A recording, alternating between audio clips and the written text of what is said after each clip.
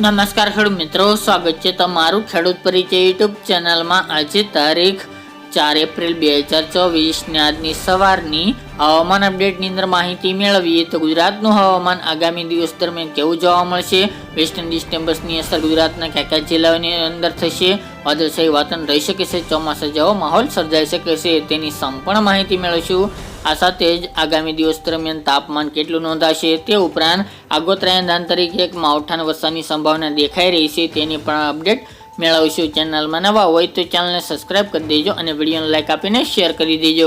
ગુજરાતની અંદર 2 દિવસથી વેસ્ટર્ન ડિસ્ટર્બન્સની અસર જોવા મળી રહી છે। એક અત્યારે બહોળું વેસ્ટર્ન ડિસ્ટર્બન્સ ઉત્તર ભારતના પર્વતીય વિસ્તારમાંથી પસાર થઈ રહ્યું છે, જેની અમુક લહેરો ગુજરાત સુધી પહોંચી રહી છે, જેના કારણે આજે 4, 5 અને 6 તારીખ દરમિયાન એકદમ ચોમાસા જેવો માહોલ સર્જાઈ શકે છે। આ 3-4 દિવસ દરમિયાન અતિ ઘાટા વાદળો જોવા મળશે, જેમાં કચ્છ, ઉત્તર ગુજરાત અને પશ્ચિમ વિસ્તારની અંદર, પશ્ચિમ સૌરાષ્ટ્રના વિસ્તારની અંદર વધુ શક્યતા રહેલી છે, ત્યાં અતિ ઘાટા વાદળો સર્જાઈ શકે છે। હાલની અપડેટ મુજબ કોઈ માવઠું થાય તેવા સંકેતો જોવા મળતા નથી, ફક્ત ઘાટા વાદળો બંધાશે, તેમજ ગુજરાતના અલગ અલગ વિસ્તારની અંદર પણ વાદળછાયું વાતાવરણ જોવા મળે તેવું અનુમાન રહેલું છે। જેમાં ખાસ કરીને વાત કરીએ તો આજે ઉત્તરની અંદર સાબરકાંઠા, બનાસકાંઠા, પાટણ, મહેસાણા અને અરવલ્લી 5 જિલ્લા, જેમાં ખેડબ્રહ્મા હોય, ડીસા, પાલનપુર, વિસનગર, રાધનપુર, ભાંભર, પ્રાંતિજ, હિંમતનગર સહિતના ભાગો, કચ્છના ખાવડા, લખપત, નલિયા, ભુજ, ભચાઉ, અંજાર, નખત્રાણા સહિતના ભાગો, પશ્ચિમ સૌરાષ્ટ્રની અંદર જામનગર છે, દ્વારકા, પોરબંદર, જૂનાગઢ, અમરેલી, રાજકોટ, સુરેન્દ્રનગર, મોરબી સહિતના ભાગોની અંદર પણ અતિ ઘાટા વાદળો જોવા મળી શકે છે, જ્યારે અન્ય વિસ્તાર જેમાં ભાવનગર, બોટાદ, ગીર સોમનાથ, અમદાવાદ, ગાંધીનગર એ વિસ્તારની અંદર પણ વાદળો બંધાઈ શકે છે, જોવા મળી શકે છે। પૂર્વની અંદર દાહોદ, ગોધરા, મહીસાગર, પંચમહાલ જિલ્લો, દક્ષિણ ગુજરાતના 5-6 જિલ્લા, સુરત, વલસાડ, નવસારી, તાપી, ડાંગ, આહવા એ વિસ્તારની અંદર પણ હળવા સામાન્ય વાદળો જોવા મળે તેવું અનુમાન રહેલું છે। બાકી આ અત્યારે લાઈવ તમે જીએફએસ મોડેલ અનુસાર જોઈ રહ્યા છો તે મુજબ કે આજે, આવતીકાલે અને પ્રમ દિવસ દરમિયાન 3 દિવસ અતિ ઘાટા વાદળો જોવા મળી શકે છે।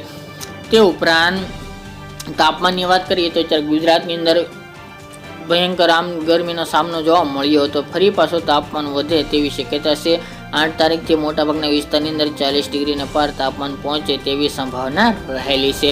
વેસ્ટર્ન ડિસ્ટર્બન્સની અસર પૂર્ણ થયા બાદ તાપમાનમાં ફરી મોટો વધારો થાય તેવું અનુમાન છે, પરંતુ તેની વચ્ચે ફરી એક માઠા સમાચાર પણ મળી રહ્યા છે। જીએફએસ મોડલ હોય કે પછી યુરોપિયન મોડલ અત્યારે આગોતરા માવઠાના એંધાણ તરીકે આગાહી કરી રહ્યા છે અને મોડલ ચાર્ટ બતાવી રહ્યા છે। તે મુજબ વાત કરવા જઈએ તો 11 થી લઈને 15-16 એપ્રિલ દરમિયાન ભારતના તેમજ ગુજરાતના વિસ્તારની અંદર પણ માવઠું થાય તેવા સંકેતો દેખાઈ રહ્યા છે।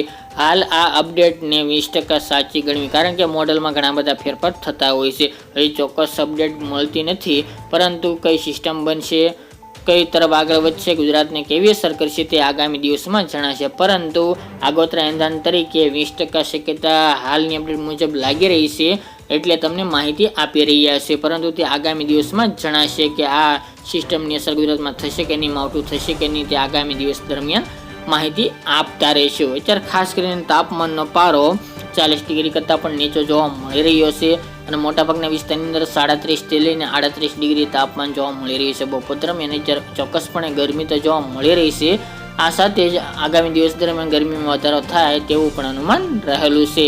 બાકી જ્યારે તાપમાનની વાત કરીએ તો કચ્છના વિસ્તારો, ઉત્તર ગુજરાતની અંદર સાબરકાંઠા, બનાસકાંઠા, પાટણ, મહેસાણા અને અરવલ્લી જેવા જિલ્લાઓની અંદર તાપમાન 36 થી લઈને 38-39 ડિગ્રી વચ્ચે જોવા મળી રહ્યું છે। સૌરાષ્ટ્રની અંદર સુરેન્દ્રનગર, મોરબી, રાજકોટ, અમરેલી અને બોટાદની અંદર પણ 37-38 ડિગ્રી તાપમાન નોંધાઈ રહ્યું છે, જ્યારે દ્વારકા, જામનગર, પોરબંદર, ગીર સોમનાથ, ભાવનગર, દરિયાકાંઠાના વિસ્તારની અંદર પણ 36 થી 38 ડિગ્રી વચ્ચે તાપમાન નોંધાઈ રહ્યું છે। અમદાવાદ, ગાંધીનગર, ખેડામાં તાપમાન થોડું વધુ જોવા મળી રહ્યું છે, પરંતુ 40 ડિગ્રી નીચે આસપાસ તાપમાન અડી રહ્યું છે, જ્યારે પૂર્વની અંદર દાહોદ, ગોધરા, છોટાઉદેપુર અને દક્ષિણ ગુજરાતની અંદર પણ તાપમાનનો પારો 40 ડિગ્રી નીચે જોવા મળી રહી છે। 38 થી લઈને 40 ડિગ્રી વચ્ચે આગામી દિવસ દરમિયાન તાપમાનમાં વધારો થાય તેવું અનુમાન રહેલું છે, પરંતુ તે 8 તારીખ બાદ તેવી સંભાવના રહેલી છે। હાલની અપડેટ મુજબ 10 તારીખ સુધી ગુજરાતમાં કોઈ પણ માવઠું થાય તેવા સંકેતો જોવા મળતા નથી। તો મિત્રો, આ ત્યારની વહેલી સવારની અપડેટ, ફરી એક નવા વિડીયો સાથે મળીશું। આજ માટે આટલું જ।